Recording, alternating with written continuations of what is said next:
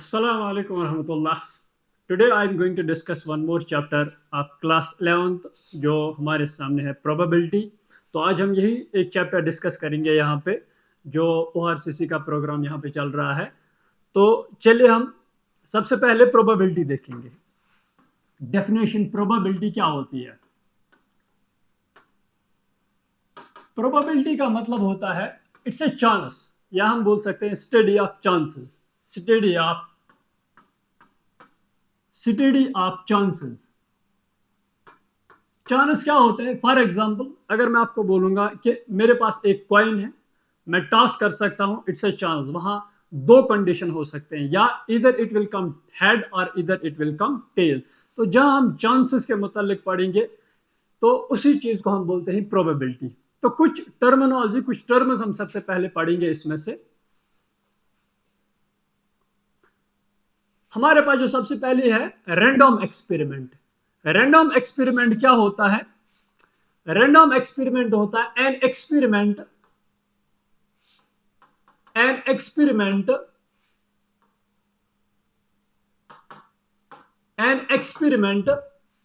whose outcome cannot be predicted. whose outcome cannot be predicted.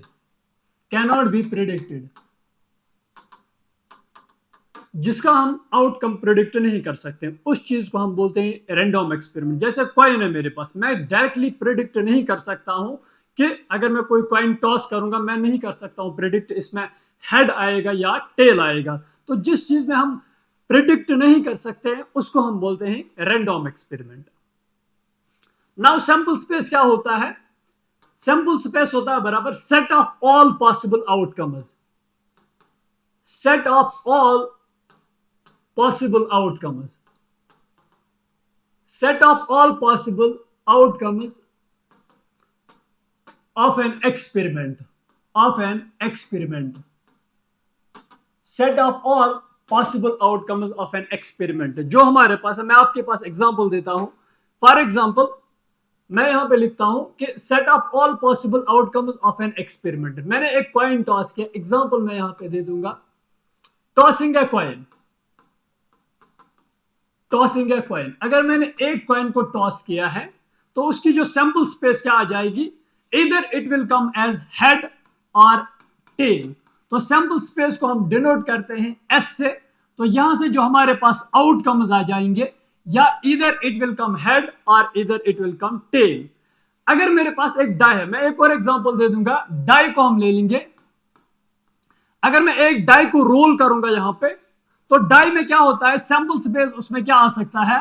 इधर it will कम 1 2 3 4 5 और 6. अगर मैं डाई को रोल करता हूं एक बार, तो उसमें जो सैंपल स्पेस हमारे पास आ जाएंगे वो है 1 2 3 4 5 6. उस चीज को हम बोलते हैं sample space. Means set of all possible outcomes of an experiment. तो उसको हम बोलते हैं क्या? यहां पे सैंपल स्पेस. नाउ उसके बाद इवेंट है. इवेंट का मतलब क्या होता है?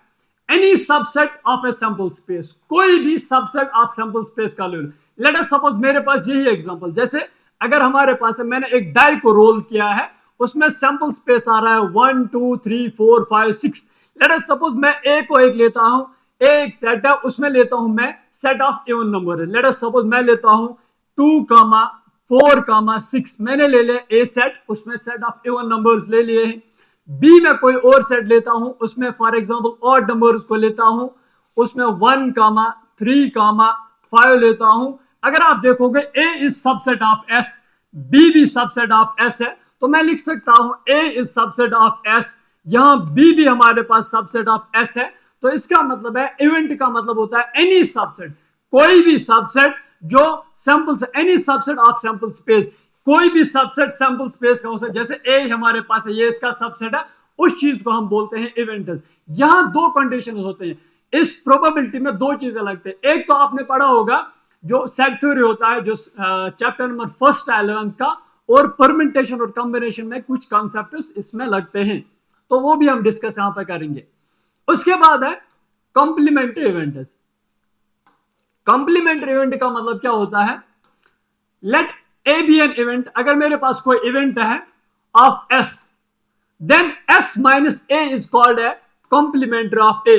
फॉर एग्जाम्पल मैं यही एग्जाम्पल यहां पे लेता हूं, हमारे पास एग्जाम्पल मैं यहां से लेता हूं, लेट S एक सैंपल स्पेस है, मैंने एक डाई को रोल किया है, अगर मैंने डाई को यहां से रोल किया है उसकी सैंपल स्पेस क्या आ जाएगी 1, 2, 3, 4, 5, 6। ए मैंने कोई एक इवेंट ले लिया दैट इज 2, 4 और 6, मुझे निकालना है ए कॉम्प्लीमेंट। अब ए कॉम्प्लीमेंट हम कैसे निकालते हैं, ए कॉम्प्लीमेंट हम निकालते हैं सैंपल स्पेस में से आप ए सेट को घटाओ, सैंपल स्पेस में से आप ए सेट को घटाओ, जो हमारे पास बचेगा वही हमारे पास ए कॉम्प्लीमेंट आएगा। तो एस हमारे पास है सैंपल स्पेस, उसमें 1, 2, 3, 4, 5, 6, ए हमारे पास है 2, 4 और 6, यहां से 2, 4 और 6 को घटाएंगे, जो अंदर हमारे पास बचेगा दैट इज 1, 3, 5। तो इसी चीज को हम बोलते हैं ए कॉम्प्लीमेंट। तो ए कॉम्प्लीमेंट हम करते हैं डिनोट, ए डैश से आप इसको लिखो या ए सी से आप लिखो। तो कॉम्प्लीमेंट हमारे पास क्या आ जाएगा, सैंपल स्पेस में से मैंने ए सेट को घटाया है तो वहां पे हमारे पास बच गया है क्या, A dash, that is known as complementary event. उसके बाद है सैंपल पॉइंट। सैंपल पॉइंट का मतलब है just one of the possible outcomes, just one of the possible outcomes, जिसमें सिर्फ एक ही आउटपुट और एक ही आउटकम हो। लेट अस सपोज मैंने एक इवेंट, एक कॉइन को ले लिया यहां से टॉस, मैंने एक कॉइन को टॉस किया यहां से, उसमें सैंपल स्पेस आ जाएगी हेड और टेल। लेट ए, अगर मेरे पास ए इवेंट है, अगर मैं ए को एक इवेंट लेता हूं, ए एक इवेंट है उसमें ले लूंगा मैं खाली हेड, अगर बी कोई इवेंट लेता हूं मैं उसमें ले लूंगा खाली टेल। तो इसमें एक ही पॉइंट है, हेड में एक ही पॉइंट है, बी में भी एक ही नंबर ऑफ आउटकम है, इस कंडीशन को हम बोलते हैं क्या, सैंपल पॉइंट। दो जिसमें one of the possible outcome हो उसको हम बोलते हैं क्या, सैंपल पॉइंट। नाउ कंपाउंड होता है उससे ज्यादा, कंपाउंड होता है has more than one sample point, जिसमें एक से ज्यादा आउटपुट्स हो, जिसमें एक से ज्यादा सैंपल पॉइंट्स हो, उसको हम बोलते हैं कंपाउंड इवेंट्स। आप कोई भी एग्जांपल इसमें से ले सकते हो, उसको आप दिखा सकते हो। उसके बाद हमारे पास म्यूचुअली एक्सक्लूसिव, यह आपने पढ़ा होगा सेट थ्योरी में भी और यहां पे भी हम पढ़ेंगे। म्यूचुअली एक्सक्लूसिव का मतलब क्या होता है, देखो म्यूचुअली एक्सक्लूसिव का होता है, mutually exclusive events, mutually exclusive event, two events are said to be, two events are said to be mutually exclusive. Two events are said to be mutually exclusive if, अगर two events मैंने ले लिया, let us suppose A and B ले लिया, तो two events A and B, two events A and B are said to be mutually exclusive if A intersection B, A intersection B होगा phi के बराबर। अगर दो इवेंट्स तभी mutually exclusive है जब उनका इंटरसेक्शन क्या होगा, जब उनका इंटरसेक्शन फाई के बराबर होगा, तब हम बोलेंगे कि दो इवेंट्स हमारे पास क्या है, म्यूचुअली एक्सक्लूसिव। मैं आपको एग्जांपल लेता हूं, लेट अस सपोज मैं आपको दिखाऊंगा, अगर मेरे पास है फॉर एग्जांपल एक सैंपल स्पेस है, उसमें मैंने एक डाई को रोल किया है, तो डाई को एक बार रोल करने पे क्या आ जाएगा, आउटपुट सैंपल स्पेस 1, 2, 3, 4, 5, 6। तो मैंने एक डाई को रोल किया एक बार, तो उसकी सैंपल स्पेस जो आ जाएगी 1, 2, 3, 4, 5 और 6। लेट ए मैंने कोई इवेंट ले लिया है, उसमें मैं लेता हूं कोई काउंट 1, 2, 3, और बी एक सेट लेता हूं मैं दूसरा, उसमें मैं लेता हूं फॉर एग्जांपल 4, 5, 6। मुझे बोलना है क्या ए और बी म्यूचुअली एक्सक्लूसिव है, म्यूचुअली एक्सक्लूसिव है। हम कैसे चेक करेंगे, मैं इन दोनों के बीच में अब क्या करूंगा, इन दोनों का इंटरसेक्शन ले लूंगा, ए इंटरसेक्शन बी। इंटरसेक्शन का मतलब होता है कॉमन एलिमेंट, हमें देखना है कि इन दो सेट्स में कौन सा एलिमेंट कॉमन है। यहां इन दोनों सेट्स में कोई भी एलिमेंट कॉमन नहीं दिख रहा है, हर कोई एलिमेंट डिफरेंट, जैसे इसमें 1, 2, 3 है, इसमें 4, 5, 6 है, तो दो सेट्स में कोई भी एलिमेंट मुझे कॉमन नहीं दिख रहा है, तो हम क्या बोलेंगे, A intersection B is equal to 5। तो इनके बीच में इंटरसेक्शन 5 है, जब ए एंड बी इंटरसेक्शन इन दोनों के बीच में 5 है, तो मैं बोलूंगा ए एंड बी जो है ये हमारे पास है क्या, म्यूचुअली एक्सक्लूसिव इवेंट्स। तो आप ऐसे रखोगे याद, म्यूचुअली एक्सक्लूसिव इवेंट्स वो होते हैं जिनमें कॉमन एलिमेंट 5 होगा, जिनका ए इंटरसेक्शन बी क्या होगा 5। इसको हम बोलते हैं दूसरा नाम डिसजॉइंट बी, डिसजॉइंट सेट्स भी या डिसजॉइंट भी बोल सकते हैं। नाउ फिर एग्जॉस्टिव, एग्जॉस्टिव इवेंट्स का मतलब होता है two events are said to be, यहां पे मैं लिखता हूं exhaustive, two events are said to be, या आप ऐसे लिख सकते हो एग्जॉस्टिव इवेंट्स का मतलब होता है जब आप दो सेट्स आपको union gives S, union gives S, union gives S, आपका जो जब आप उन दोनों का सेट्स या दो से ज्यादा आप ले लोगे सेट्स का, आप उनका यूनियन निकालोगे, वो आपको सैंपल स्पेस वापस देगा। फॉर एग्जांपल मैं आपको यहां से लेता हूं, अगर आप यहां देखोगे, यहां हमारे पास है कि मैं अगर आप यहां देखोगे मेरे पास ए सेट दिया हुआ है, ए दिया हुआ है 1 2 3, बी दिया हुआ है 4 5 6। अगर मैं ए यूनियन बी निकालूंगा, ए यूनियन बी क्या आ जाएगा, इसमें से सारे एलिमेंट्स लिखने ए और बी में 1 2 3, 1 2 3, बी 4 5 6, ये 4 5 6। जब आपका यूनियन वापस आ जाएगा बराबर एस के बराबर, where S is a sample space, अगर आप यहां देखोगे ए यूनियन बी जो हमारे पास है वो एस आ गया वापस, एस मीन सैंपल स्पेस, उसको हम बोलते हैं क्या, एग्जॉस्ट इवेंट्स। तो आप यहां से याद रखोगे एग्जॉस्ट इवेंट्स होते हैं वो इवेंट्स जब आप उनका यूनियन आपको वापस सैंपल स्पेस देगा, उसको हम बोलते हैं क्या, एग्जॉस्ट इवेंट। ये कुछ टर्म्स हमारे पास थी, आपको इन चीजों पे पहले नजर रखनी चाहिए, फिर जाके आप प्रोबेबिलिटी के बाकी जो क्वेश्चन है आप कर सकते हो। Now moving on to the next. Now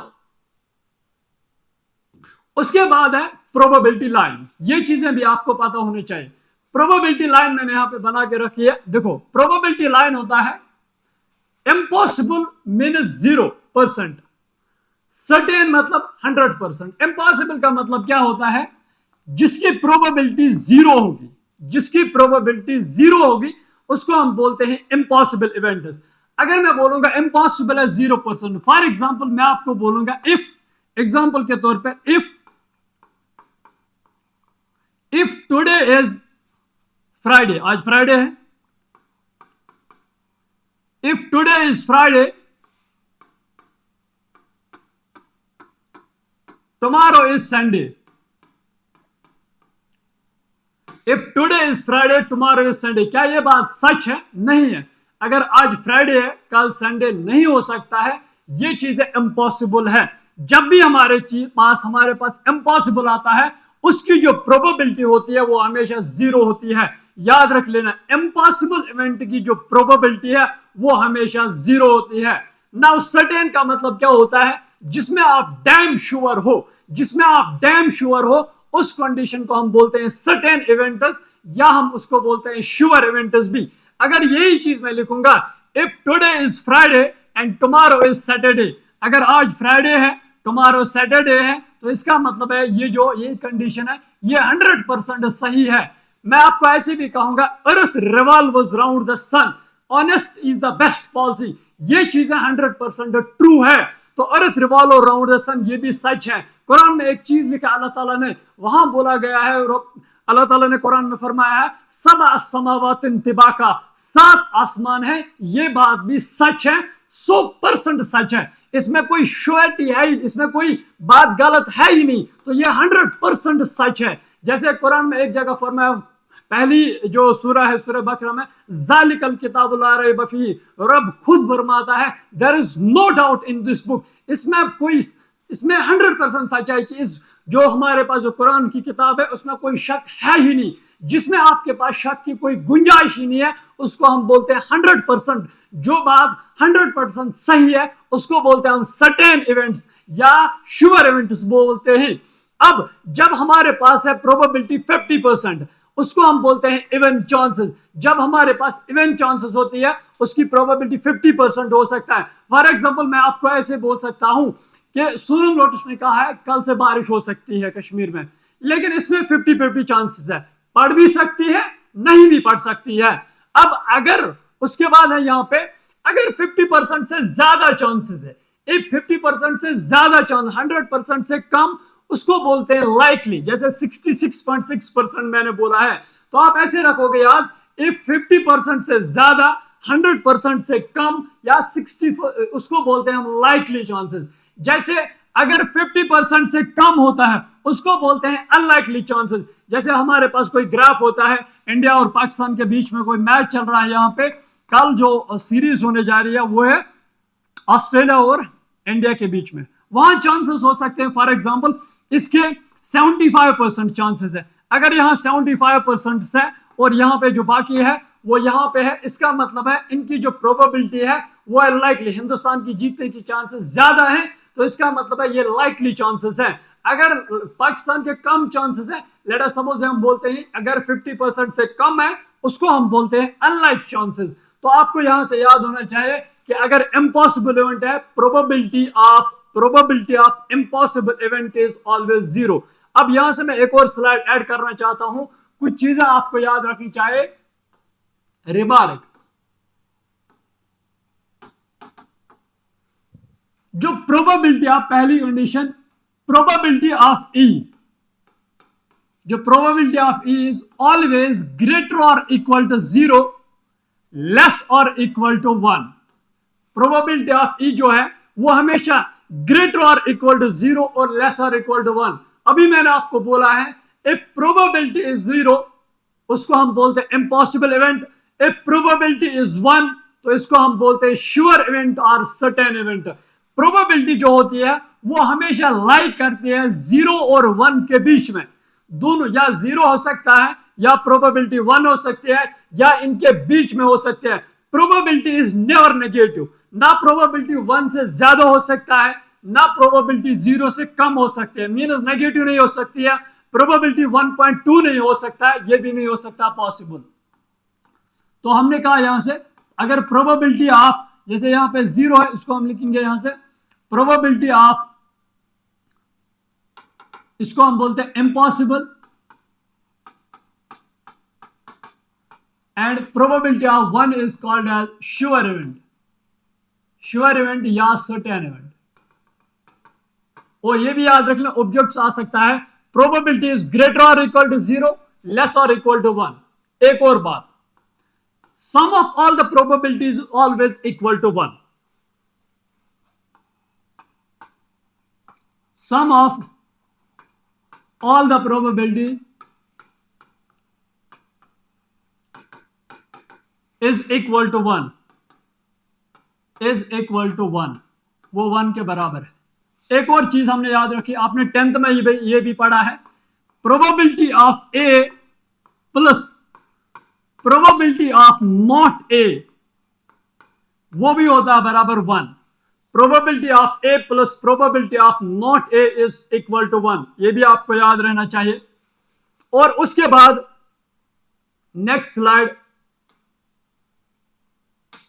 now उसके बाद आपको और चीजें याद रखनी चाहिए, ये भी आपको कुछ चीजें आपको मैं यहां पे बताऊंगा वो भी आपको याद होना चाहिए कि हमने इस चैप्टर में, वो भी आपको याद होना चाहिए। जैसे अगर मैं यहां पे लिखूंगा एंड इंडिकेट किया जाता है यहां पे इंटरसेक्शन, जैसे सेट में हमने पढ़ा है, और इंटरसेक्शन का मतलब होता है मल्टीप्लाई, ये भी याद होना चाहिए। अगर हमारे पास है और इंडिकेट किया जाता है यूनियन, और यूनियन इंडिकेट किया जाता है एडिशन।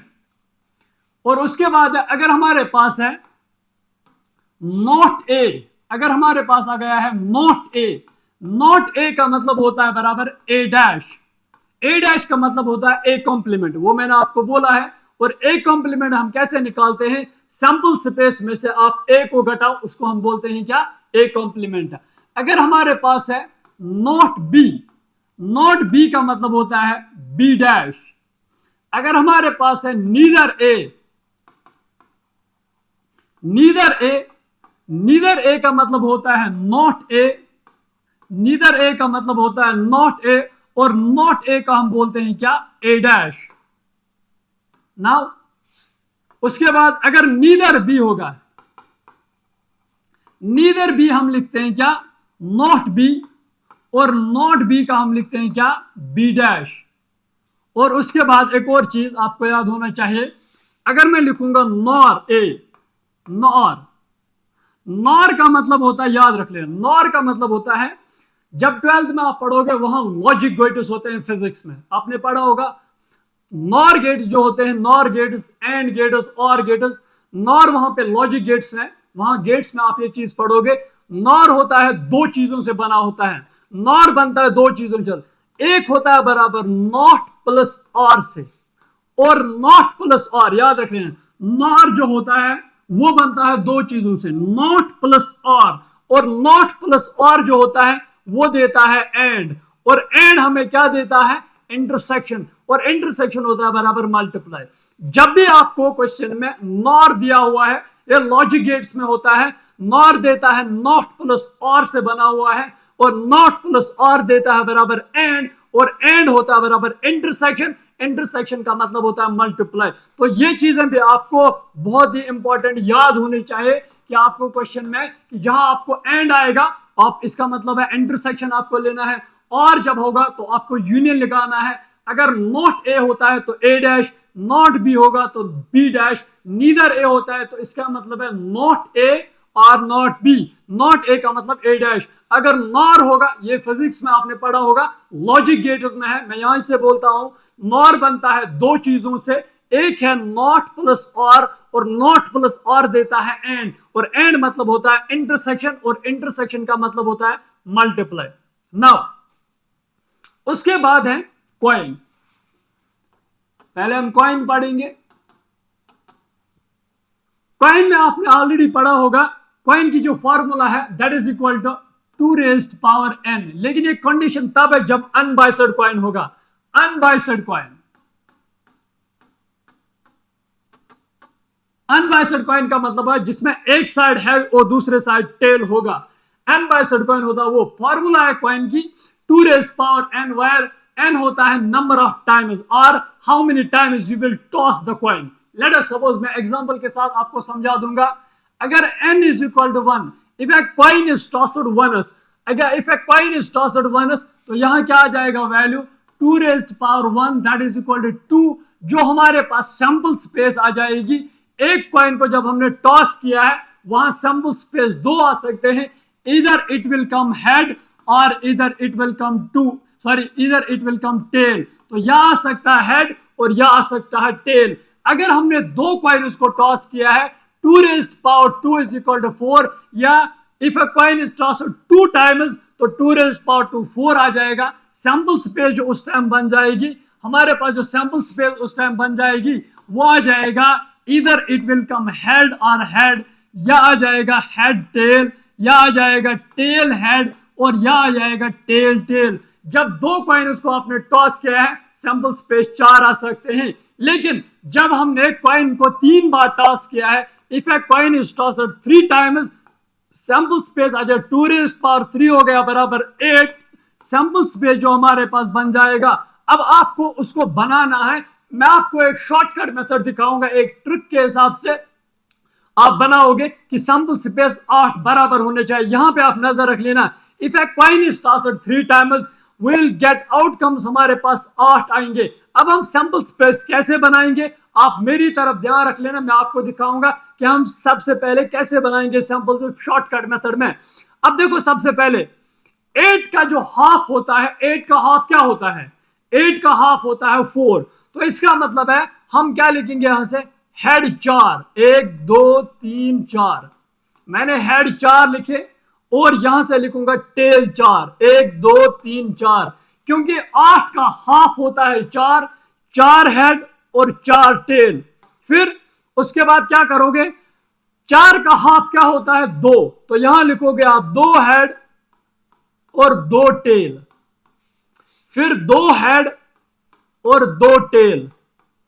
अब यहां से आप देखो, जब 2 का हेड हाफ क्या होता है 1, तो यहां आ जाएगा फिर हेड टेल, हेड टेल, यहां आ जाएगा हेड टेल, और यह आ जाएगा हेड टेल। तो हमारे पास जो सैंपल स्पेस बन गई है 8, देखो 1 2 3 4 5 6 7 8, तो यह आपको सैंपल तरीका है, आप सैंपल स्पेस कैसे बनाओगे। एक बार फिर एक और एग्जांपल लेता हूं क्योंकि 10th में आपने सिर्फ 3 तक पढ़ा है, यहाँ 4 तक हमें है। If a coin is tossed 4 times, if a coin is tossed 4 times, 2 raised power 4 हो गया बराबर 16। मेरे पास सैंपल स्पेस जो बन जाएगी वो है 16 बनेंगी। कैसे हम बनाएंगे देखो, अब सबसे पहले क्या करेंगे हम, 8 का 16, देखो यहाँ पे 16 है, 16 का हाफ क्या हो गया 8, तो मैं यहां से लिखूंगा सबसे पहले 4 है, 8 हेड, 1 2 3 4 5 6 7 और 8। उसके बाद क्या लिखूंगा, यहां से टेल 8 भी लिखूंगा, टेल 8, 1 2 3 4 5 6 7 और 8। नाउ उसके बाद क्या करेंगे हम, 8 का हाफ क्या होता है, यहाँ 8 का हाफ 1 2 3 4 5 6 7 8, 8 का हाफ होता है 4, तो मैं सीधे लिखूंगा 4 हेड, 1 2 3 4, फिर लिखूंगा टेल 4, 1 2 3 4, फिर लिखूंगा हेड 4, 1 2 3 4, और यहां से आ जाएंगे टेल 4। अब क्या करोगे उसके बाद, देखो टेल के बाद क्या आ जाएगा, 4 का हाफ होता है 2, तो हम लिखेंगे 2 हेड 2 टेल, 2 हेड और 2 टेल, यहां से आ जाएगा 2 हेड और 2 टेल, 2 हेड और 2 टेल। नाउ उसके बाद क्या आ जाएगा, देखो अब सीधे लिख लेना, 2 का हाफ 1 होता है, तो यहां आ जाएगा सीधे अब head tail head tail head tail head tell, यहां से लिखोगे आप हेड टेल और हेड टेल, यहां से आ जाएगा हेड टेल। तो सैंपल स्पेस आपके पास ये बन गई है। आप इसके साथ एग्जैक्ट सैंपल स्पेस बनाओगे, वरना अगर आप खुद ही लिखोगे उस हिसाब से गलत होता है, वहां एक एक कंडीशन 2 बार आता है। तो ये होती है कॉइन की कंडीशन, आप कॉइन को सैंपल से कैसे निकालोगे। Now moving on to the next, उसके बाद हम पढ़ेंगे डाई। देखो ये है डाई, डाई की जो फार्मूला होती है वो है 6 रेज्ड पावर n। आपको पता है डाई होता है उसमें नंबर्स होते हैं, एक साइड लिखा हो गया 1, दूसरे साइड 2, तीसरे साइड 3, फिर 4, फिर 5 और 6। अगर n को मैं एक बार डाई को रोल करता हूं, if a die is rolled once, if a die is rolled once, sample space क्या आ जाएगी 6। दिस इंडिकेट्स हमारे पास जो सैंपल स्पेस बन जाएगा वो है 1, 2, 3, 4, 5, 6। ये हो गया। अब इसमें क्या होता है कंडीशन, देखो अगर यहाँ पे सैंपल स्पेस है, मैंने एक डाई को रोल किया है, उसमें सैंपल स्पेस 6 आ गई, यहां से मैं लिख सकता हूं फॉर एग्जांपल, अगर मुझे बोलना है इवन नंबर्स इसमें कौन कौन सा है, तो हम क्या लिखेंगे 2, 4, 6, तो ये 3 है इवन नंबर्स। अगर मैं यहां से लिखूंगा ऑड नंबर्स, ऑड नंबर इसमें से क्या क्या आ जाएगा, 1 आएगा, 3 आएगा और 5 आएगा। अब उसके बाद अगर मैं प्राइम नंबर्स लिखूंगा, अगर मैं प्राइम नंबर यहां से लिखूंगा, प्राइम नंबर इसमें से क्या क्या आएगा, एक आ जाएगा 2 और एक आ जाएगा 3 और एक आ जाएगा 5, क्योंकि इसमें 3 ही प्राइम नंबर है, 2, 3 और 5, सिर्फ एक ही इवन प्राइम नंबर होगा। कभी कभी ये भी आ सकता है इवन प्राइम नंबर आप बताओ, तो इवन प्राइम नंबर सिर्फ 3 ही है। अगर कभी कभार आपके पास आ जाएगा कंपोजिट नंबर, कंपोजिट नंबर क्या होता है, जिसमें हमारे पास जो सबसे पहला कंपोजिट नंबर है मोर देन 2 फैक्टर हो, तो सबसे पहला आपके पास कंपोजिट नंबर है 4 और एक आ जाएगा 6, तो आप यहां से निकाल सकते हो। अगर आपको बोलना प्रोबेबिलिटी ऑफ इवन नंबर्स, आप उस चीज को लिख सकते हो। नाउ ये इवन नंबर्स जब आप डाई को एक बार रोल करते हो, अगर हमने डाई को 2 बार रोल किया है, लेट अस सपोज अगर डाई को हमने 2 बार रोल किया है, ये बन जाएगा 6 raised power 2 that is equal to 36। तो सैंपल स्पेस जो बन जाएगी हमारे पास वो क्या आ जाएगा, एक आ जाएगा पहला 1, फिर आ जाएगा 1, 2, फिर आ जाएगा 1, 3, फिर आ जाएगा 1, 4, 1, 5 और 1, 6, फिर आ जाएगा यहाँ से 2, 1, फिर so on and so on, 3, 1, फिर 4 से स्टार्ट, 5 से स्टार्ट, फिर लास्ट 6 से स्टार्ट, यहाँ आ जाएगा 6, 1, 6, 2 और 6, 3, 6, 4, 6, 5 और 6, 6। तो जब आप 2 डाइसेस को, पेयर ऑफ डाइसेस को रोल कर रहे हो, उसमें जो टोटल नंबर पॉसिबल आउटकम्स आ जाएंगे वो है 36। तो आप उस हिसाब से इस क्वेश्चन को फिर उड़ा सकते हो। नाउ उसके बाद हमारे पास क्या है, कार्ड्स, और कार्ड्स हमारे पास मोस्ट इंपॉर्टेंट है। देखो टोटल नंबर ऑफ कार्ड जो हमारे पास है वो है 52। हमारे पास जो टोटल नंबर ऑफ कार्ड्स है वो है 52। देखो यहां से हमारे पास जो कार्ड्स है वो है 52।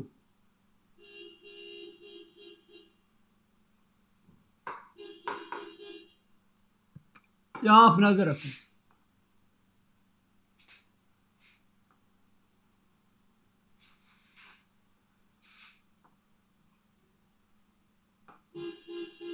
देखो अब 52 में क्या होता है,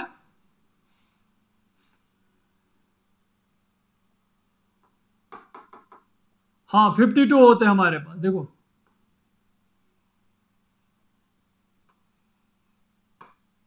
52 कार्ड्स होते हैं टोटल। उसमें से हमारे पास क्या होता है, एक होते हैं ब्लैक कार्ड्स और बाकी होते हैं रेड कार्ड्स। ब्लैक और रेड, इसके दो हिस्से हैं, ब्लैक और रेड। ब्लैक हमारे पास कितने होते हैं, 26 कार्ड्स होते हैं हमारे पास ब्लैक, और रेड कलर होते हैं हमारे पास 26। तो ब्लैक होते हैं 26, रेड होते हैं 26। 26 प्लस 26 हो गया 52। अब उसके बाद क्या करेंगे, हम ब्लैक को हम यहां से दो हिस्सों में डिवाइड करेंगे, और यहां से भी हम रेड को भी हम डिवाइड करेंगे। देखो कलर कौन कौन सा होता है, यह है कलर हमारे पास, एक 26 होते हैं ब्लैक और 26 होते हैं रेड, ये कलर होता है हमारे पास। ब्लैक में आता है एक स्पेड और कलम, और यहां से आता है डायमंड और हार्ट्स, हार्ट, डायमंड और हार्ट, हार्ट।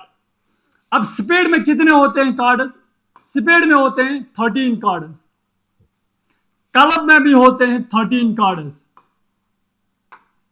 डायमंड में भी होते हैं 13 कार्ड, और हार्ट में भी होते हैं 13 कार्ड। 13 कार्ड उसमें भी होते हैं, इसमें भी होते हैं। 13 प्लस 13 हो गए 26, 13 प्लस 13 हो गए 26, 26 प्लस 26 हो गए 52। नाउ उसके बाद याद रखोगे, अब 13 को हम ब्रेक करेंगे। सबसे पहले क्या होता है, बराबर एस, जिसको हम यक भी बोलते हैं। फिर उसके बाद नंबर होते हैं 2 से लेकर 10 तक होते हैं नंबर्स, 2 से लेकर 10 तक होते हैं नंबर। मैं उसको ऐसे लिखूंगा, एस फिर नंबर, फिर होता है जैक, क्वीन और किंग, याद रख लेना। एस फिर नंबर्स होते, यहां से नंबर मैं यहां से लिखता हूं, फिर नंबर को मैं यहां से लिखूंगा। फिर जो नंबर होते हैं 2 से लेकर 10 तक, 10 वो होते हैं नंबर। और सेम कंडीशन यहां पे भी होता है, यहां होता है बराबर एस, जैक, किंग और क्वीन, किंग क्वीन और कुछ ऐसे। फिर है 2 से लेकर 10 तक, यहां से भी होता है। फिर उसके बाद एस, जैक, क्वीन और किंग। पहले क्वीन होता है फिर किंग होता है, और यहां से भी होता है क्या, 2 से लेकर 10 तक वो नंबर होते हैं। मैंने आपको पहले ही बोला ऑर्डर जो इसका है, ऑर्डर होता है पहले एस, जैक, फिर नंबर, फिर जैक, फिर क्वीन और फिर किंग। उसके बाद यहां से होता है एस, यहां से होता है एस, जैक, क्वीन और किंग, फिर बाकी होते हैं नंबर। 2 से लेकर 10 तक होते हैं नंबर। देखो एक हो गए 2 से लेकर 9 तक हो गए, 2 से लेकर 10 नंबर 9, 9 और 4 हो गए 13। तो एस भी होते हैं बराबर jack, jack, king, queen, ace, jack, king, queen, ace, jack, king, queen, ace, jack, king, queen. तो अगर हमें बोलना होगा सबसे पहले टोटल नंबर ऑफ एस कितने हैं, वो 4 है। टोटल नंबर ऑफ किंग कितने हैं, वो 4 है। टोटल नंबर ऑफ जैक कितने हैं, वो 4 है। टोटल नंबर ऑफ क्वीन कितने हैं, वो 4 है। अगर हमें बोला गया है आप मुझे बताओ ब्लैक एस कितने हैं, वो है 2, और रेड एस कितने हैं, वो 2 है। ब्लैक जैक कितने हैं, वो भी 2 है। रेड जैक 2 है।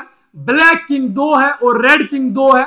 उसके बाद जो हमारे पास ये होता है, याद रख लेना, एस जैक को छोड़ के jack king queen, jack king queen, jack king queen और जैक किंग क्वीन, इसको हम बोलते हैं फेस कार्ड।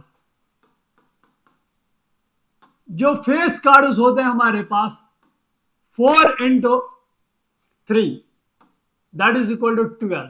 तो हमारे पास जो फेस कार्ड्स होते हैं जिनका चेहरा होता है, जैसे jack king queen, jack king queen, jack king queen, jack king queen, इसका मतलब है फेस कार्ड्स होते हैं 12 एस को छोड़ के। तो अगर हमें बोला गया है total number of face cards 12 हैं, अगर हमें बोला गया है कि आप बताओ रेड फेस कार्ड्स कितने हैं, रेड फेस कार्ड्स हमारे पास 3 और 3 हो गए 6।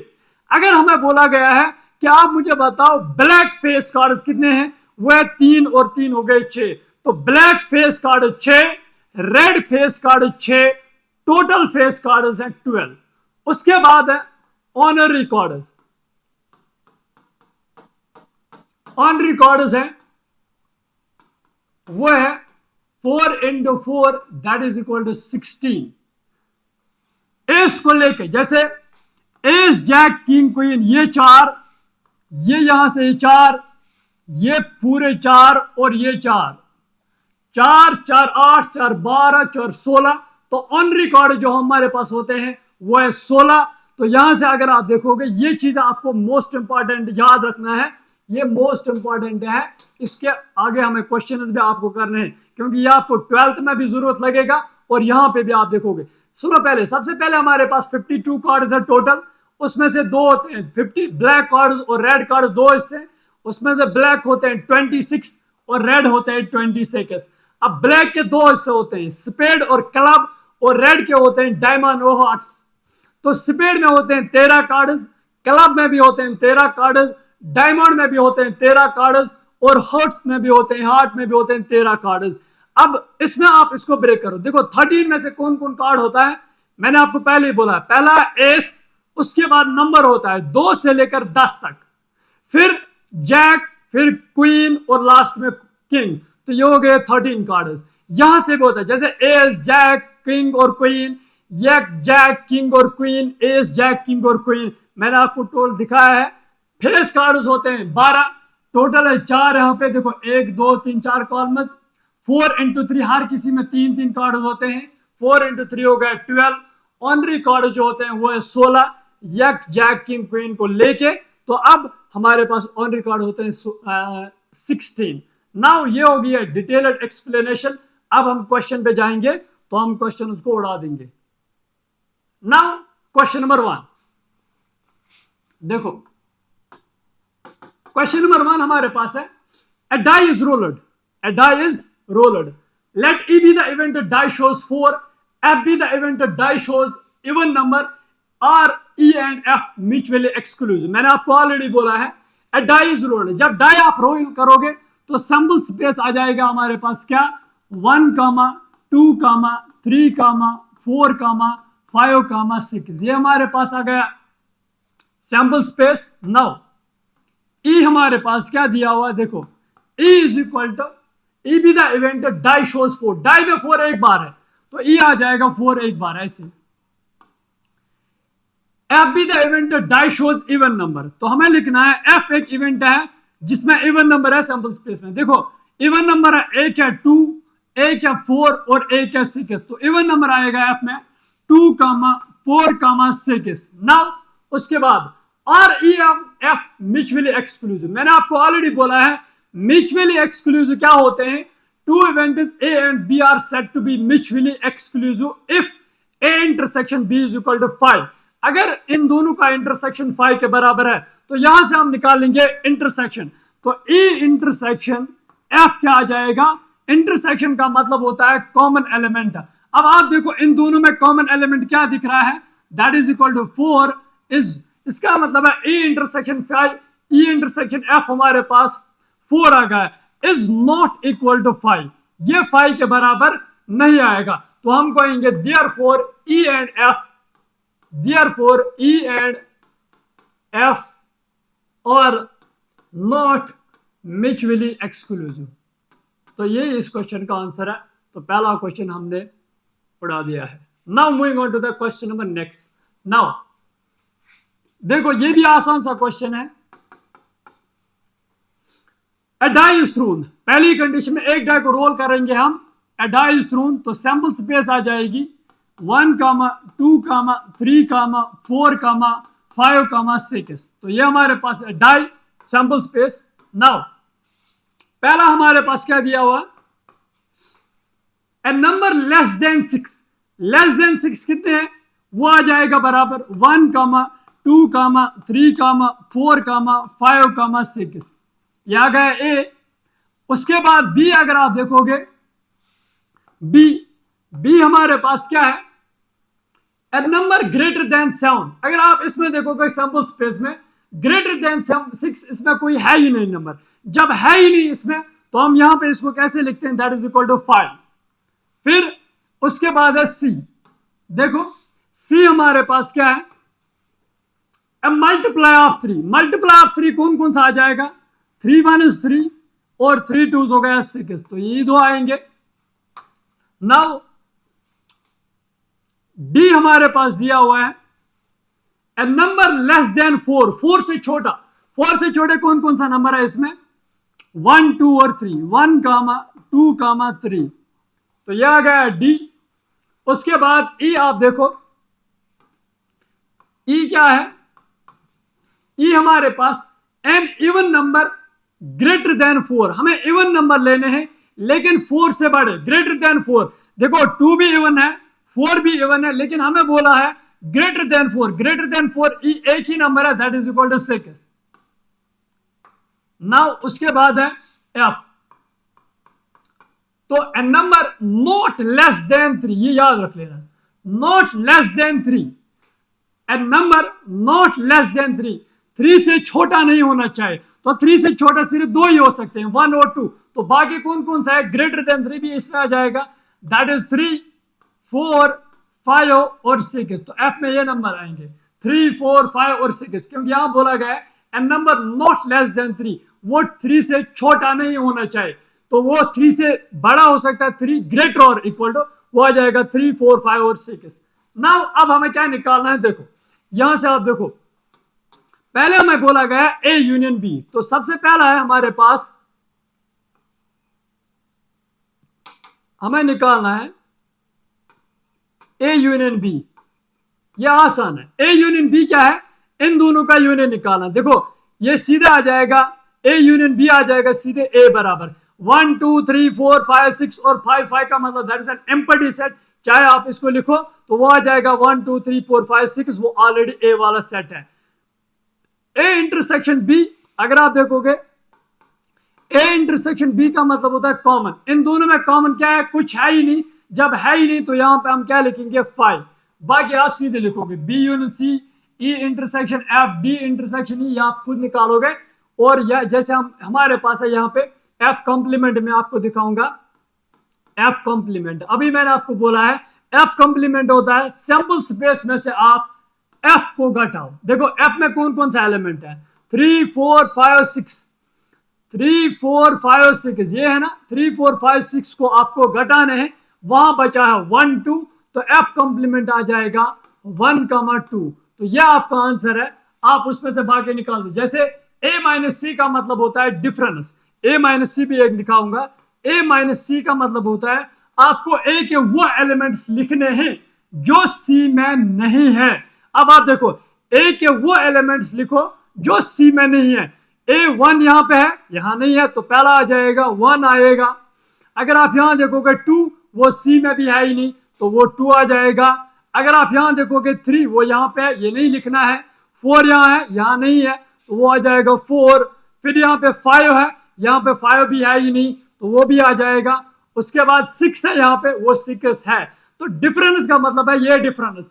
ए माइनस सी का मतलब होता है आपको ए के वो एलिमेंट्स लिखने हैं जो सी में नहीं है। ए के वो एलिमेंट्स हमने लिखे हैं जो सी में नहीं है, जैसे 1 यहां पे है ही नहीं, 2 यहां पे है ही नहीं, 3 यहां है वो यहां पे है वो नहीं लिखना है, 4 यहां है वो यहां पे है ही नहीं, 5 है वो भी नहीं है, तो 6 है ये है। तो इसका मतलब है ए माइनस सी आ जाएगा 1 2 4 और 5। यही इस क्वेश्चन का आंसर है। तो आप इसके बाकी पार्ट्स आप खुद कर सकते हो, जैसे मैंने एक दिखाया, बाकी पार्ट्स आप खुद इसमें से देख सकते हो। Now moving on to the question number 3। हाँ, ये भी एक इंपॉर्टेंट क्वेश्चन है। हमारे पास दिया हुआ है coin is tossed twice. Coin is tossed, अगर हम कॉइन को 2 बार टॉस करेंगे, मैंने आपको पहली स्लाइड में दिखाया है, देखो यहां पे, अगर आप यहां पे देखोगे, if a coin is tossed twice, अगर कॉइन को आप 2 बार टॉस करते हो, आउटकम्स हमारे पास 4 आते हैं, तो सैंपल स्पेस क्या आ जाएगी? ये देखो, वही क्वेश्चन यहां पे बोल रहा है, if a coin is tossed twice, तो सैंपल स्पेस क्या आ जाएगी? या आ जाएगा हेड हेड, या हेड टेल, या टेल हेड, या tail tail. If a coin is tossed twice, इसका मतलब है 2 raised power 2 that is equal to 4। Outcome 4 आएंगे, सैंपल स्पेस आ जाएंगे 1 2 3 और 4। ये हमारे पास सैंपल स्पेस है। What is the probability that at least 1 tail, at least, let A is equal to, मैं लिखता हूं ई, हम रखते हैं, मैं ई को रखता हूं, let at least 1 tail, at least one tail occurs, at least one tail occurs। देखो, इसमें 2 चीजें याद रखनी है। पहले आप एक और चीज यहां पे रखोगे याद, नोट में, जो प्रोबेबिलिटी ऑफ ई है, हम इसको कैसे लिखते हैं? n of E divided bye n of s। मतलब प्रोबेबिलिटी ऑफ ई जब आप किसी की निकालोगे, हम n ऑफ ई का मतलब होता है total number of favourable outcomes divided by total number of outcome possible outcomes. तो प्रोबेबिलिटी होती है बराबर number of favourable outcomes divided by total number of possible outcomes. तो हम उसको लिखते हैं n of E divided bye n of s। एक और बात, जहां आपको एट लीस्ट आएगा, जहां आपको एट लीस्ट आएगा, याद रख लेना, एट लीस्ट का मतलब होता है ग्रेटर और इक्वल। एक और बात, जहां आपको क्वेश्चन में आ जाएगा एट मोस्ट, एट मोस्ट का मतलब होगा, याद रख लेना, एट मोस्ट का मतलब होता है लेस और इक्वल। याद रख लेना, मैंने 3 चीजें यहां पे दिखाया, यह आपको ऑलरेडी पता है। प्रोबेबिलिटी ऑफ ई होता है बराबर number of A divided n of E divided by S. मतलब प्रोबेबिलिटी हम निकालते हैं कैसे? Number of favourable outcomes divided by total number of possible outcomes. अब क्वेश्चन में आप क्या चीज याद रखोगे? जहां आपको किसी भी क्वेश्चन में एट लीस्ट आएगा, एट लीस्ट का मतलब होता है ग्रेटर और इक्वल टू, और जहां आपको एट मोस्ट आएगा, इसका मतलब है लेस और इक्वल टू। यहां अगर आप देखोगे, यहां हमें बोला गया है what is the probability that at least जब आ जाएगा, एट लीस्ट का मतलब होता है ग्रेटर और इक्वल टू, कम से कम एक टेल होना चाहे और बहुत भी जाए। देखो वो क्या क्या आ जाएगा, ई में कौन कौन सा एलिमेंट आएगा, आप देखो, एट लीस्ट 1 टेल। अगर आप ये देखोगे, इसमें एक टेल है, अगर आप इसमें देखोगे, इसमें भी एक टेल है, अगर आप इसमें देखोगे, इसमें भी एक टेल है, कम से कम 2 भी चलेंगे। मैंने आपको बोला है ग्रेटर और इक्वल टू 1, तो 2 भी चलेंगे। यहां आ जाएगा हेड हेड कमा हेड टेल कमा टेल हेड, तो ये हमारे पास ई आएगा। देयरफॉर हमें निकालनी है प्रोबेबिलिटी ऑफ ई। मैंने आपको ऑलरेडी बोला है प्रोबेबिलिटी ऑफ ई कैसे आ जाएगा? Number of n of E divided by n of E, number of elements of E. इसमें कितने नंबर ऑफ एलिमेंट्स है? वो है 3, वो आ जाएगा 3 divided by total number of possible outcomes है। When a coin is tossed twice, वो 4 आते हैं, that is equal to 3 divided by 4। यही इस क्वेश्चन का आंसर था, हमें यही निकालना था कि प्रोबेबिलिटी आप बताओ कि प्रोबेबिलिटी आप इसकी हमें बोलनी है एट लीस्ट 1 टेल ओकर्स, वो आ जाएगा 3/4। Now moving on to the question number 4। हाँ, ये क्वेश्चन भी इंपॉर्टेंट है, ये क्वेश्चन भी इंपॉर्टेंट है। देखो, A die is thrown, तो जब हमारे पास डाई थ्रोन है तो सोल्यूशन हम क्या लिखेंगे ऐसे, देखो सैंपल स्पेस आ जाएगा, एक डाई एक ही बार रोल किया है तो सैंपल स्पेस आ जाएगी 1, 2, 3, 4, 5, 6, दैट इज इक्वल टू, ये हमारे पास सैंपल स्पेस है। पहला पार्ट हमारे पास दिया हुआ है, प्राइम नंबर विल अपीयर, मैंने आपको ऑलरेडी लिखा पहले, अगर आप पहली स्लाइड देखोगे ए हम रखेंगे, A is equal to prime number. Prime number क्या क्या है, prime number will appear. Prime number इसमें से कौन कौन सा होगा, देखो एक आ जाएगा बराबर 2, दूसरा आ जाएगा 3 और 5, ये हमारे पास है प्राइम नंबर ए। अगर आप देखो दूसरा पार्ट है, ए नंबर ग्रेटर और equal to 3 will appear, greater और इक्वल टू 3, मैं इसको बी रखूंगा, ग्रेटर और इक्वल टू 3, इसका मतलब है 3 को भी हमें साथ लेना, वो आ जाएगा 3, 4, 5 और 6। उसके बाद थर्ड पार्ट है, इसको मैं सी रखता हूं, ए नंबर लेस और equal to 1, a number less और इक्वल टू 1, वो सिर्फ एक ही आ जाएगा, दैट इज इक्वल टू 1। उसके बाद a number more than 6 will appear, more than 6 कुछ है यहां पे ए बी सी, और इसको मैं रखूंगा डी, मोर देन 6, देखो a number more than 6 will appear, कोई है ही नहीं, 6 से बड़ा इसमें कोई नंबर है ही नहीं, दैट इज इक्वल टू 5। फिर है E, a number less than 6 will appear, less than 6 हमें लिखना है, याद रखो, अगर लेस और इक्वल होता तो मैं लिखता 6 को भी साथ, ए नंबर लेस देन 6, याद रख लेना अच्छे से, इसको देख लो, वो आ जाएगा 1, 2, 3, 4 और 5।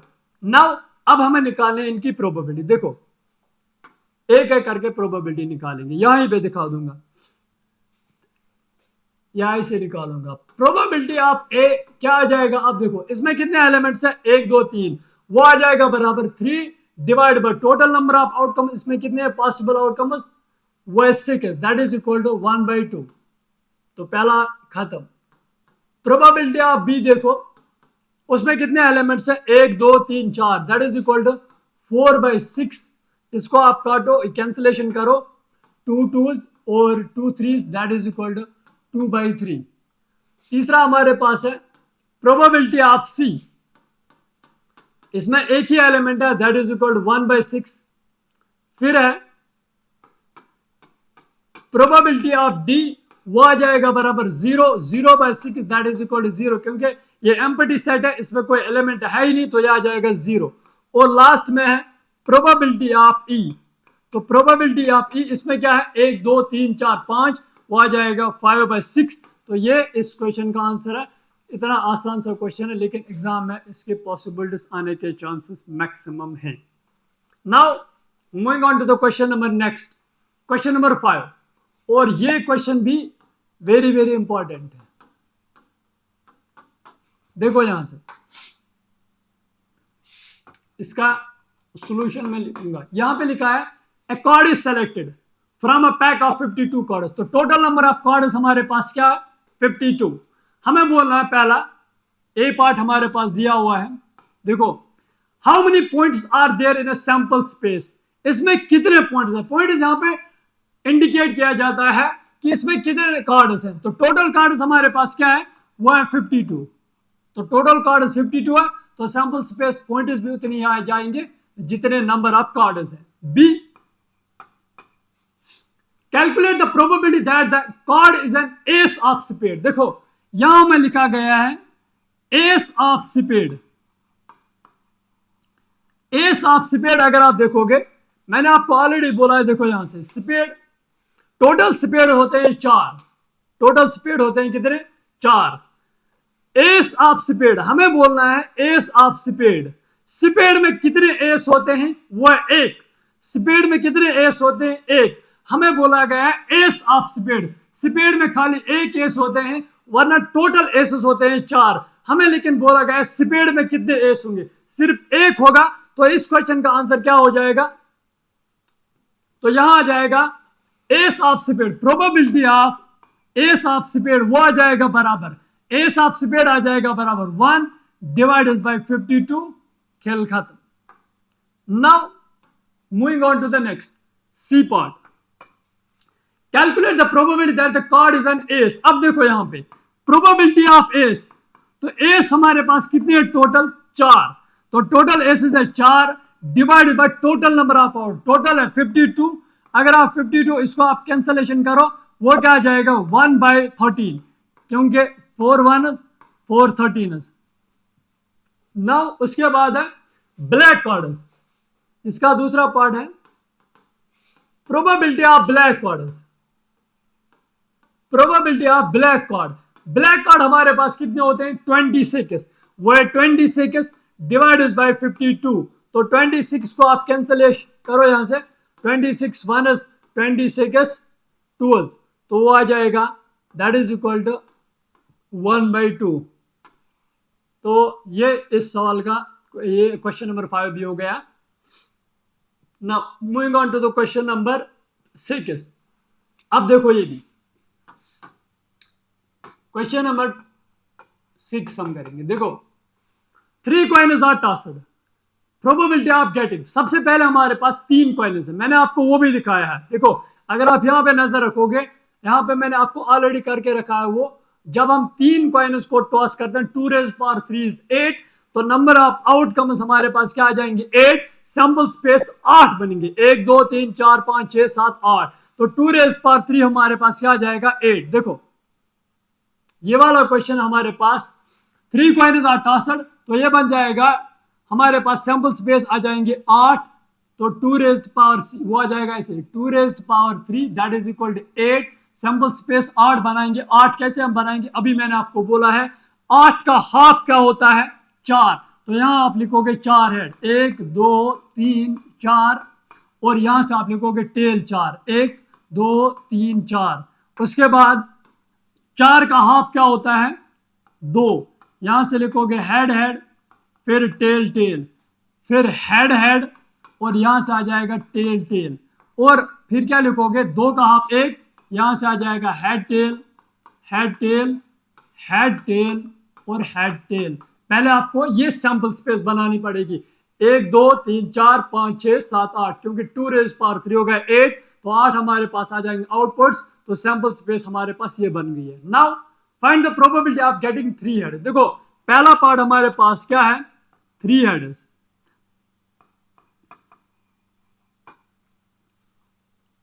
थ्री हेड्स हमारे पास क्या है 3 हेड्स हमारे पास सिर्फ एक ही है। देखो वो आ जाएगा बराबर हेड हेड हेड, वो एक ही है, तो प्रोबेबिलिटी ऑफ 3 हेड्स क्या आ जाएगा, तो प्रोबेबिलिटी ऑफ 3 हेड्स आ जाएंगे, वो है एक ही आउटपुट डिवाइड बाय टोटल कितने हैं 8, तो 1/8, तो पहले क्वेश्चन का आंसर आ जाएगा 1/8 that is equal to probability of 3 heads आ जाएंगे 1/8।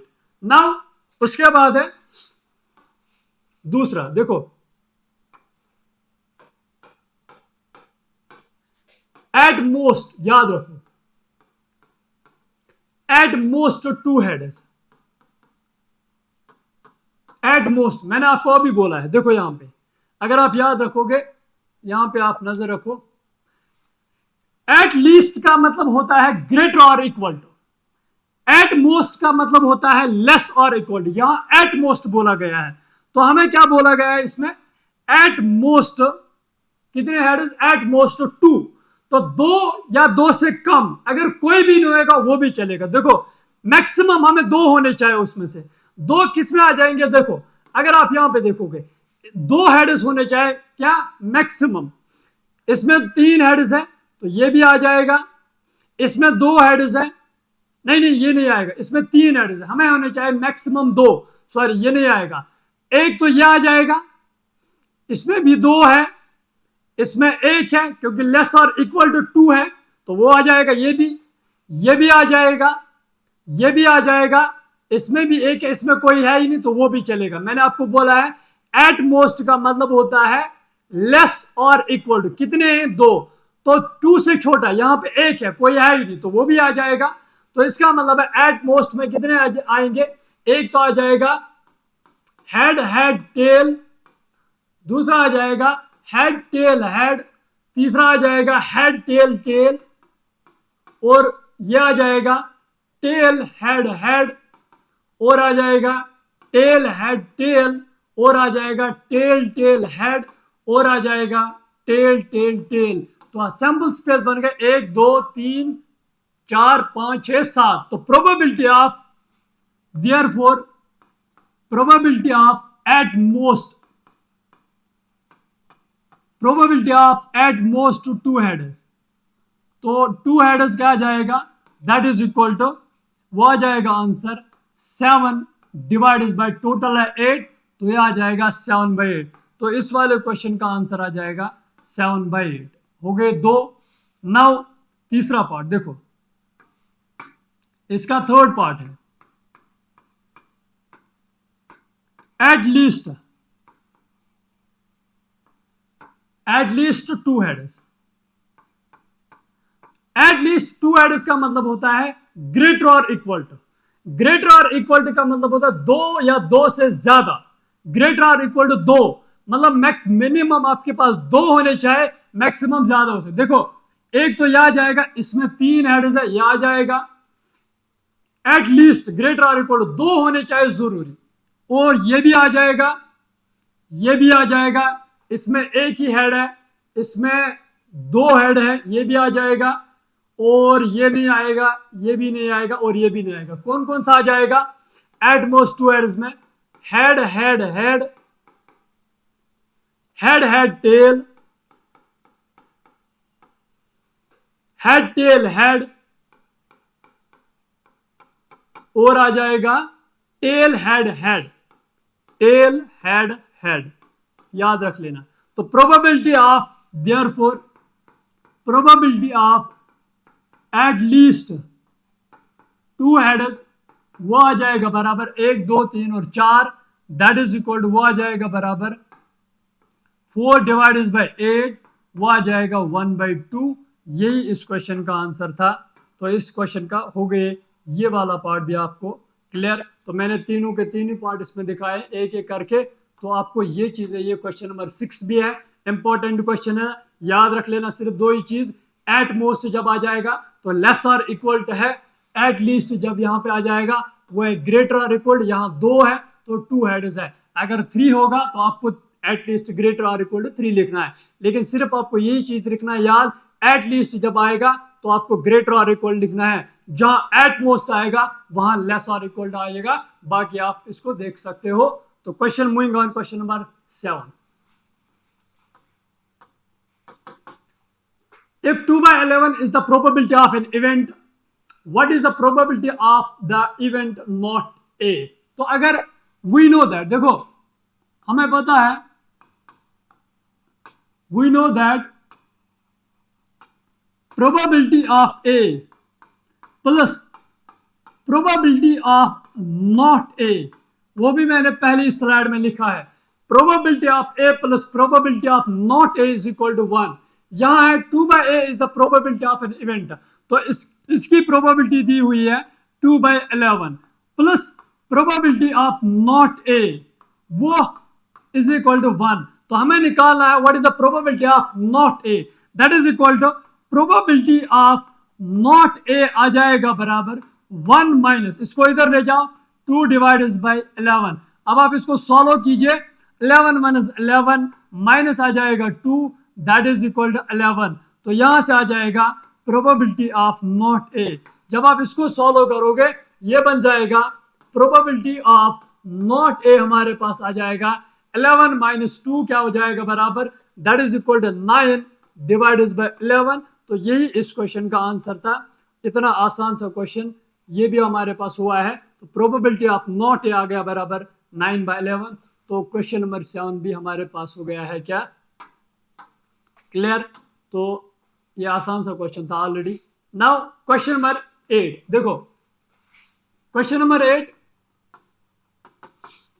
a letter is chosen at a random from the word assassination, find the probability that the letter is a vowel। देखो हम लिखेंगे पहले वर्ड, वर्ड क्या हमारे पास assassination, ASSINATION, assassination। तो हम सबसे पहले इसमें क्या गिनेंगे, टोटल लेटर्स।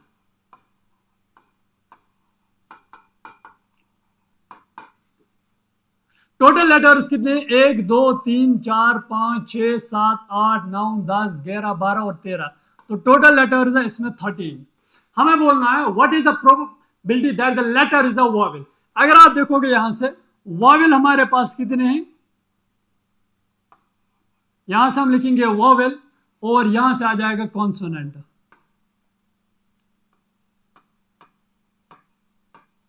तो वॉवेल और कॉन्सोनेंट आपको पता है खुद ही, वो आपको बोलने की जरूरत नहीं है। तो इसमें कौन कौन सा वॉवेल लेटर है? वो है, एक आ जाएगा बराबर ए, ये भी आ जाएगा ए, फिर आ जाएगा आई, फिर आ जाएगा ए, फिर आ जाएगा आई और फिर आ जाएगा ओ। अब यहां से देखो कॉन्सोनेंट्स कितने बचे हैं? एक एस, दो, तीन, चार। पहले एस 4, फिर है एन, फिर है टी और फिर है एन और। देखो अब हमारे पास है प्रोबेबिलिटी ऑफ वॉवेल, तो हमें निकालना है probability of vowel. Probability of vowel letter, देखो इसमें कितने वॉवेल्स हैं? 1 2 3 4 5 6, that is equal to 6 divided by total letters है 13। और यहां से हमारे पास है probability of consonants, probability of consonants वो कितने हैं? 1 2 3 4 5 6 7। तो यह आ जाएगा 7 डिवाइडेड बाय 13। ये हमारे पास है पार्ट नंबर सेकंड और ये हमारे पास था पार्ट नंबर फर्स्ट। यही इन दोनों क्वेश्चंस का आंसर था। उतना मुश्किल है ही नहीं, आप इसको खुद भी कर सकते थे, तो मैंने आपको तब भी यहाँ से दिखाया है। सबसे पहले आपको देखना है कि वर्ड क्या है, उसके लेटर्स गिन लो, कभी वहां से आ सकता है दूसरा वर्ड, तो आपको देखना पड़ेगा लेटर कितने हैं वर्ड में।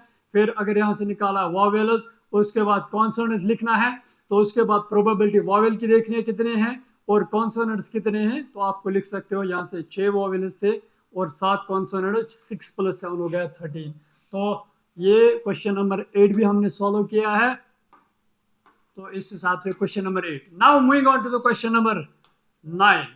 नाउ क्वेश्चन नंबर 9 देखो यहां से हमारे पास है probability of A is equal to 3/5। देखो हमारे पास दिया हुआ है प्रोबेबिलिटी ऑफ ए दिया हुआ है 3/5 और प्रोबेबिलिटी ऑफ बी की दी हुई है, प्रोबेबिलिटी ऑफ बी दिया हुआ हमारे पास 1/5। हमें निकालना है फाइंड ए और B if A and B are mutually exclusive. देखो A and B mutually exclusive होते हैं, दो इवेंट्स तभी होते हैं म्यूचुअली एक्सक्लूसिव जब उनका इंटरसेक्शन 5 होगा। तो इसका मतलब है इन दोनों में कॉमन क्या होगा? 5। ये कंडीशन पहले दी हुई है। फाइंड ए और बी, मैंने आपको ऑलरेडी बोला है और का मतलब क्या होता है? यूनियन। अगर आप एंड देखोगे, एंड का मतलब होता है इंटरसेक्शन। इसीलिए मैंने आपको पहली कंडीशन में वो पहले ही बोला है, ये चीजें आपको याद रखनी है कि यहां देखो आप, अगर किसी क्वेश्चन में एंड आ जाएगा तो वो इंडिकेट किया जाता है इंटरसेक्शन, अगर किसी क्वेश्चन में और आएगा वो इंडिकेट किया जाता है यूनियन। अब यहां से आप देखोगे हमें निकालना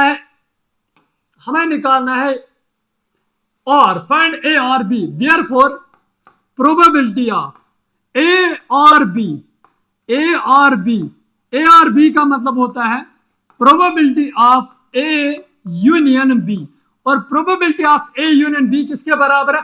आपने ऑलरेडी पढ़ा होगा सेट थ्योरी में, एक फॉर्मूला है वो आप यहाँ पे याद रखोगे, मैं यहाँ पे भी लिखूंगा वो एक नोट, इसको भी आप याद रखो। अगर आपको भूल गए हो तो आप इसको याद रखोगे कि probability of A union B वो होता है बराबर probability of A plus probability of B minus probability of A intersection B. याद रखो ये जो है ना, ये वाले फॉर्मूला ये आप याद रखोगे,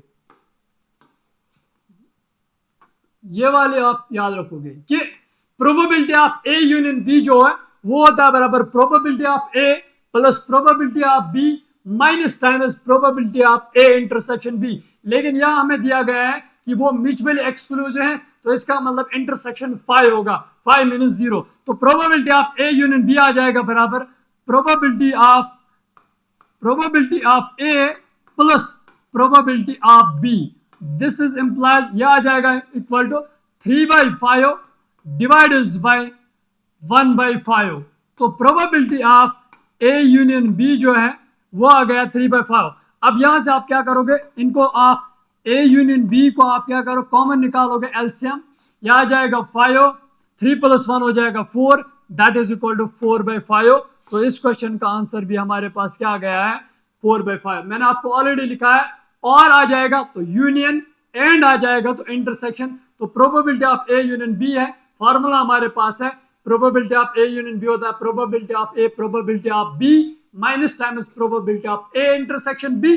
तो उस हिसाब से फिर मैंने इसमें अंदर वैल्यूज ड्रॉप किए, ड्रॉप करके हमारे पास आंसर आ गया। नाउ तो क्वेश्चन नंबर 9 भी हो गया। तो question number 9, now moving on to the question number 10। Now question number 10, ये भी इंपॉर्टेंट क्वेश्चन है। In a class 11th of school, 40% of the students study mathematics, 30% study biology, 10% of the class students both mathematics and biology. If a student is selected at a random from the class, find the probability that he will be studying mathematics or biology. जहां और आएगा indicate होता है कि वो आपको union निकालना है। तो सबसे पहले क्या है, हम क्या करें, यहां से आप लिखो स्टूडेंट्स, लेट, मैं इसको ही लिखता हूं, let A is equal to students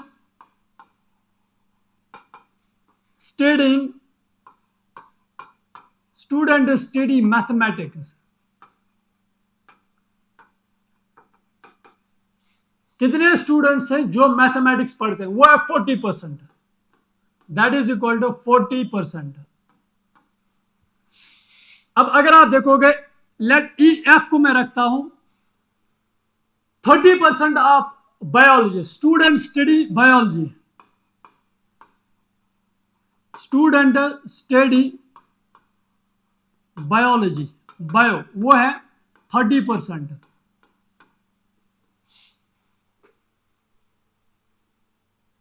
फिर 10% of the class study both mathematics and, जब एंड आ जाएगा तो वो होता है इंटरसेक्शन। इसका मतलब है ई इंटरसेक्शन एफ जो है वो है कितने, 10%। Now we know that, now we know that, हम जानते हैं, मैंने अभी आपको बोला है कि probability of A union B, या यहां पे हम लिखेंगे, हमने ई और एफ रखा है, probability of E union F वो होता है बराबर probability of E plus probability of F minus times probability of E intersection F. तो यहां हमने ई और एफ रखे events, probability of E union F होता है बराबर probability of E plus probability of F minus probability of E intersection F. तो अब हम इसमें से ड्रॉप करेंगे वैल्यू, आप यहां से देखो, तो सबसे पहले क्या, इसमें से ड्रॉप करेंगे वैल्यू, प्रोबेबिलिटी ऑफ ई यहां देखो वो है 40%, that is equal to 40 divided by 100 plus probability of F वो क्या दिया हुआ 30%, that is equal to 30/100 minus probability of E intersection F वो दिया हुआ है 10%, दैट इज इक्वल टू 10/100। अब आप इसको सॉल्व करो, देयरफॉर यहां से बन जाएगा probability of E union F वो आ जाएगा बराबर, तीनों का एलसीएम ले लो, यहां से आ जाएगा एलसीएम 100, इनको आप ऐड करो, ऊपर बन जाएगा 40 प्लस आ जाएगा 30 माइनस आ जाएगा 10, दिस इंप्लाइज 40 + 30 हो गया 70, 70 - 10 दैट इज इक्वल टू 60/100। तो यहां से आप इसको probability of E union F आ जाएगा बराबर, यहां से आप इसको probability of E union F पहली फुर्सत में इसको लिखो, यहां 0 और 0 कट जाएगा, 6/10 होता है बराबर 0.6। तो ये इस क्वेश्चन का आंसर है। तो यही हमें निकालना था, हमें ये निकालना था कि probability of E union F, probability of, एक सेकंड इसको ये करेंगे एक बार फिर, बस देखो probability of E union F हमारे पास आ गया 0.6। तो ये वाला क्वेश्चन था हमारे पास, उतना मुश्किल है ही नहीं। मैथमेटिक्स स्टूडेंट्स पढ़ते हैं 40%, 30% हमारे पास है बायोलॉजी स्टूडेंट्स, और 10% ऐसे स्टूडेंट्स है दोनों पढ़ते हैं मैथमेटिक्स और बायोलॉजी। और हमें निकालना है find the probability that he will study mathematics, और मैंने आपको ऑलरेडी बोला है वो होता है यूनियन, एंड इंडिकेट किया जाता है इंटरसेक्शन। आप वो चीजें याद रखो, डिटेल आपको मैंने यहां से दिखाया है। तो moving on to the question number next, तो ये हो गया 10, क्वेश्चन नंबर 10 भी हो गया है सॉल्व, तो 10 भी सॉल्व। नाउ क्वेश्चन नंबर 11 हमारे पास दिया हुआ if A and B are event such that P of A is 0.42, तो पहले हमारे पास दिया हुआ है probability of A is 0.42, probability of B दिया हुआ है, प्रोबेबिलिटी ऑफ बी दिया हुआ हमारे पास 0.48, probability of A and B, and का मतलब क्या होता है इंटरसेक्शन, तो probability of A intersection B वो हो गया बराबर 0.16। मैंने आपको ऑलरेडी बोला है जहां एंड आएगा एंड इंडिकेट किया जाता है इंटरसेक्शन, जहां और आएगा और इंडिकेट किया जाता है यूनियन। तो उसके बाद है ये हमारे पास गिवन कंडीशन है, determine probability of not A. Now probability of not A, सुनो यहां से पहला पार्ट है, पहला हम करेंगे we know that probability of A plus probability of not A वो होता है बराबर 1। हमें निकालना है प्रोबेबिलिटी ऑफ नॉट ए, तो प्रोबेबिलिटी ऑफ नॉट ए किसके बराबर आ जाएगा, वो आ जाएगा बराबर 1 माइनस क्या, प्रोबेबिलिटी ऑफ ए। तो प्रोबेबिलिटी ऑफ ए हमारे पास दिया हुआ है, दिस इंप्लाइज ये बन जाएगा 1 माइनस प्रोबेबिलिटी ऑफ ए वो दिया हुआ है 0.42। तो आप इसको सोल्व कीजिए, प्रोबेबिलिटी ऑफ नॉट ए आ जाएगा बराबर 0.1 में से आप 0.42 को घटा, वो आ जाएगा 0.52। बहुत सारे स्टूडेंट्स को नहीं आता है, मैंने क्लास में देखा है बहुत सारे स्टूडेंट्स को पॉइंट्स में से डेसिमल पॉइंट को माइनस करना नहीं आता है। अब यहां से देखो कैसे करेंगे, ये 1 में से आपको 0.42 घटाना है, तो पॉइंट यहां से आ जाएगा ऐसे, यहां आ जाएगा 0, तो 10 में से 2 घटाओगे वो आ जाएगा 8, यहां से 8 आ जाएगा। देखो यहां पे 9 बचा है, 9 में से 4 आ जाएगा 5, तो इसका मतलब है यहां 0 आ जाएगा 0.58। तो इस क्वेश्चन का आंसर आ जाएगा 0.58, क्योंकि देखो प्रोबेबिलिटी ऑफ नॉट ए आ गया बराबर 0.58, तो 0.58 है पहला है। नाउ क्वेश्चन नंबर, इसका सेकंड पार्ट आप देखो, probability of not be, not be क्या आ जाएगा 1 माइनस प्रोबेबिलिटी ऑफ बी, तो दिस इंप्लाइज यह आ जाएगा 1 माइनस प्रोबेबिलिटी ऑफ बी क्या दिया हुआ है 0.48, तो वह आ जाएगा 0.48। अब आप इसको माइनस करो, देखो 1 में से आप 0.48 को घटाओ, 10 में से 8 घटाएंगे 2 आ जाएगा, यहां 9 है, 9 में से 4 घटाओगे 5 बचेगा, तो यह आ जाएगा दिस इंप्लाइज यह आ जाएगा 0.52। तो प्रोबेबिलिटी ऑफ नॉट बी जो है वो आ गया बराबर क्या, प्रोबेबिलिटी ऑफ नॉट बी जो है वो आ गया 0.52। नाउ हमें निकालना और, अब और कैसे निकालोगे आप देखो तीसरा पार्ट, प्रोबेबिलिटी ऑफ ए और बी, आर का मतलब होता है union, probability of A union B, मैंने आपको ऑलरेडी बोला है formula, probability of A union B होता है बराबर probability of A plus probability of B minus times probability of A intersection B. तो इसमें आप वैल्यू ड्रॉप कीजिए।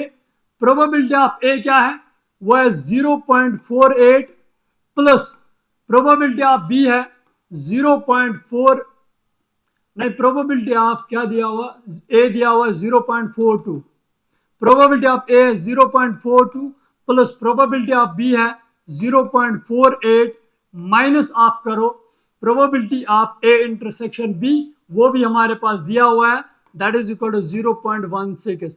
नाउ इसको आप सॉल्व करो, देखो यहां से 0.48 0.42 8 2 हो गए 10, 4 4 8 8 1 हो गए 9, तो ये बनाओ 0.90। अब इसमें से माइनस करना है 0.16, आप इसमें से माइनस करो 0.16। देखो 10 में से आप 6 घटाओगे तो यह आ जाएगा 4, यहाँ 8 बचे, 8 में से 1 घटाओ तो आ जाएगा 7 पॉइंट को लेके, तो 0.74 probability of A union B वो आ गया बराबर 0.74। इस क्वेश्चन का आंसर था। तो हमारे पास अब ये वाला क्वेश्चन भी हमने सॉल्व किया है। तो पहले क्या आप करोगे, पहले प्रोबेबिलिटी ऑफ ए दिया हुआ है, प्रोबेबिलिटी ऑफ बी दी हुई है, गिवन ए इंटरसेक्शन बी दिया हुआ है, मैंने आपको ऑलरेडी बोला एंड का मतलब इंटरसेक्शन। पहले ए निकालोगे, A probability of A, probability of not A is 1, probability of not A होता है बराबर 1 minus probability of A, probability of not A होता है 1 माइनस 0.42। आप इसमें वैल्यू ड्रॉप करो, फिर प्रोबेबिलिटी ऑफ बी देखोगे वो भी आ गया है। उसके बाद हमें निकालना और का मतलब होता है यूनियन, तो आप डालोगे value probability of A plus probability of B minus times probability of A intersection B, solve करोगे आंसर आ जाएगा 0.74। नाउ मूविंग, तो क्वेश्चन नंबर 11 भी हमने किया है solve. Now moving on to the question number next, नहीं बस इतना ही, थैंक यू। इसमें एक स्लाइड डिलीट हो गई है, पता नहीं क्यों। अब उसमें 2 क्वेश्चन है, आप देख लेना। एक्सरसाइज जो आपके पास दूसरे चैप्टर में, उसमें क्वेश्चन नंबर 15 और क्वेश्चन नंबर 16 आप उनको भी नजर दे के रख लेना, ये भी इंपॉर्टेंट क्वेश्चन है। सेम प्रोसीजर ऐसा ही है जैसे हमने पीछे वाले क्वेश्चन किए हैं। क्वेश्चन नंबर 15 और क्वेश्चन नंबर 16 को भी आप नजर दे देना, क्योंकि ये दोनों भी इंपॉर्टेंट है, लेकिन इनका प्रोसीजर भी वैसा ही है जैसे मैंने पीछे दिखाया। मैं यहां पे इसको दिखा रहा, लेकिन वो स्लाइड डिलीट हो गया है। क्वेश्चन नंबर 15 और क्वेश्चन नंबर 16 आप जरूर कर लेना। तो दीजिए मुझे इजाजत, बाकी आप भी मेहनत कीजिए, बाकी अल्लाह ताला के ऊपर आप छोड़ दीजिए।